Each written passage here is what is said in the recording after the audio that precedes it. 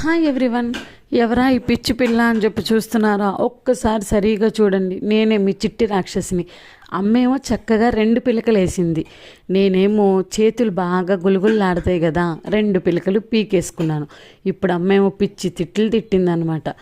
జల్లేస్తే అసలు ఉంచుకోవు అని చెప్పి, నువ్వేసేదేంటి తొక్క, నేనే వేసుకుంటానని చెప్పి స్టార్ట్ చేశాను. నాకు అర్థం కాని విషయం ఏంటంటే, ఈ రబ్బర్ బ్యాండ్ అసలు ఎలా పెట్టాలి అని చెప్పి దీనికోసం అరగంట నుండి యుద్ధం చేస్తున్నా కానీ అస్సలు అవ్వట్లేదనమాట. మా అమ్మ వచ్చి నన్ను వీడియో తీస్తుంది కానీ జల్లేస్తా అన్న మాట మాత్రం ఉండట్లేదు. కొంచెం కోపం వచ్చినట్టుందిలే పాపం.